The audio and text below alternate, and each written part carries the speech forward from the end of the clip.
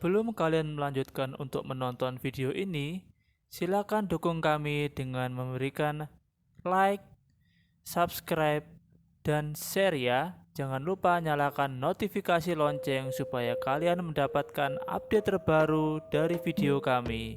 Terima kasih.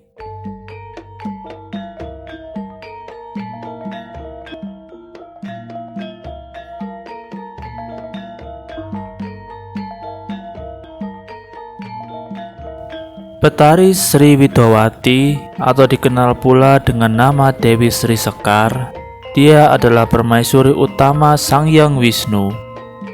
Dewi Sri Widowati berasal dari sebuah cupu Linggomanik. Cupu itu adalah hasil semedi Sang Hyang Anantaboga dari kayangan Sapto Pratolo. Dari perkawinan tersebut, ia memperoleh 3 orang putra, masing-masing bernama Petoro Srigati, Petoro Srinodo, dan Petari Srinadi. Dewi Sri Widowati selain sangat cantik dan anggun, juga memiliki karisma yang tinggi sebagai wanita. Wisnu dan Sri Widowati merupakan pasangan yang tak terpisahkan. Apabila Petoro Wisnu turun menitis ke Arjopodo dalam mengemban tugas mengembalikan keseimbangan dunia dari tindakan keserakahan dan perbuatan keangkara murkaan, Dewi Sri akan ikut turun menitis sebagai pasangannya. Walau harus melalui berbagai rintangan, Dewi Sri selalu menjadi incaran atau buruan bagi para penyandang sifat angkara murka seperti Prabu Dasamuka, Raja Alengka, bahkan Betara Guru dan Kala Gumarang, serta raja-raja yang sangat dipenuhi oleh hawa nafsu. Cukup banyak motif lakon atau carangan-carangan yang menceritakan tentang Sukma Prabu Dasamuka yang sering disebut sebagai Gada Kumara, yang menjadi tokoh antagonis dan memburu titisan Sri Widowati.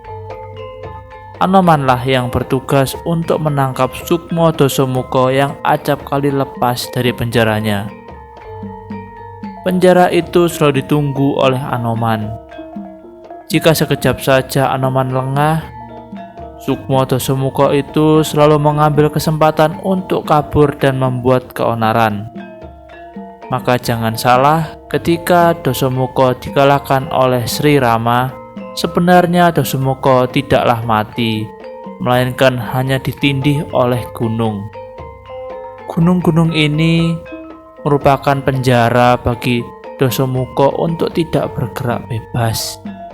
Namun, sebagaimana kita ketahui, kehendak jahat tidaklah bisa dimusnahkan. Ia hanya bisa dibelenggu dan dirantai, ditahan supaya tidak mudah keluar. Sama seperti angkara murka yang tidak akan pernah lenyap dari muka bumi, melainkan hanya bisa disegel dan dipenjara. Pada zaman Ramayana, Dewi Sri menitis kepada Dewi Kausalya, putri Prabu Banaputra, Raja Negara Ayodhya, ibu Rama Wijaya. Kemudian menitis kepada Dewi Citrawati, putri Magoda, dan menjadi istri Prabu Arjuna Sosro, Raja Negara Maespati. Selanjutnya menitis pada diri Dewi Sinta, putri Prabu Janaka, Raja Negara Mantili, dan menjadi istri Rama Wijaya.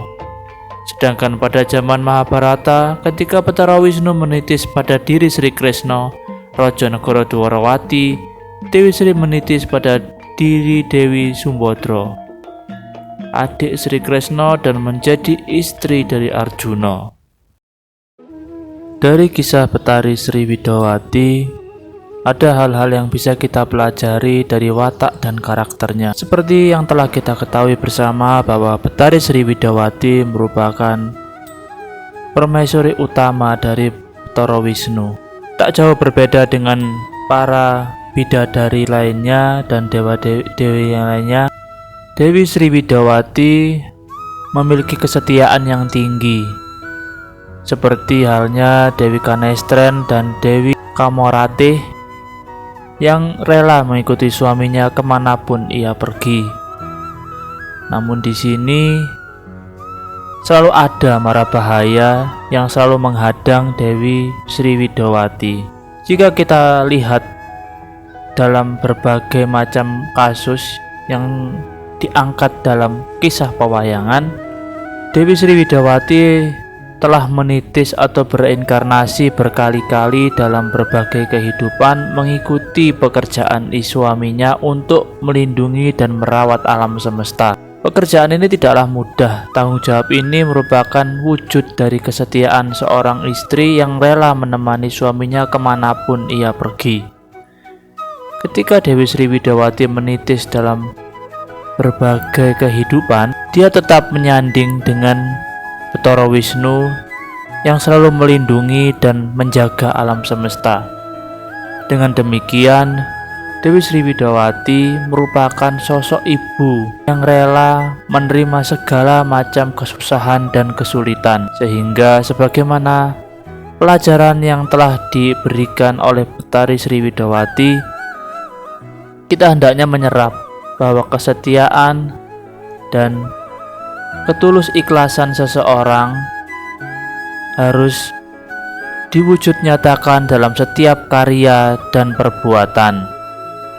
Tidak hanya sekedar di atas mulut atau di atas kertas saja, kesetiaan dan rasa bakti untuk menjaga yang kita cintai atau yang kita jadikan junjungan atau panutan harus ditunjukkan dengan niat yang tulus dan sungguh-sungguh. Ketika kita memberikan hal yang terbaik untuk orang yang kita sayangi atau untuk hal-hal yang kita jadikan pedoman utama dalam hidup, tentu saja hal itu akan bernilai tinggi atas setiap fase kehidupan yang kita jalani. Oleh sebab itu, kita harus memiliki keikhlasan. Jika kita benar-benar memiliki niatan tinggi dan memiliki karakter yang baik, kita harus sungguh-sungguh dalam menjaganya.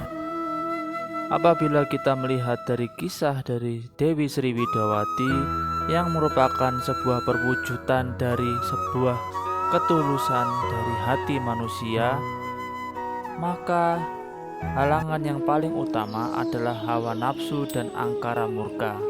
Mengapa saya katakan demikian? Sebab tidak jarang jika kita melakukan sebuah perbuatan baik, kita akan menganggap diri kita layak mendapatkan apresiasi yang tinggi. Nah, dari situ kita akan melihat bahwa penilaian yang diberikan bukanlah dari diri kita, melainkan dari diri orang lain yang melihat perbuatan kita apakah dianggap tulus atau tidak.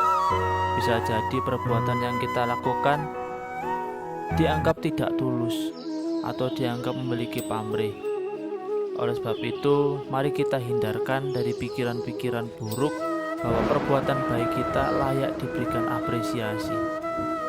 Jika ingin melakukan sebuah perbuatan baik, maka lakukan saja tanpa mengharapkan imbalan.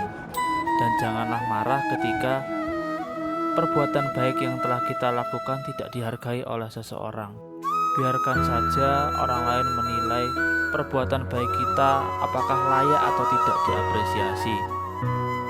Jika kita selalu berkutat pada imbal balik atas perbuatan yang kita lakukan, maka hal itu akan berdampak buruk pada kesehatan mental kita. Dengan berpikir pamrih dan berpikir imbal balik atas setiap perbuatan itu, secara tidak langsung kita meracuni diri kita sendiri, bahwa setiap hal harus dinilai dengan balasannya. Padahal kenyataannya tidak selalu seperti itu.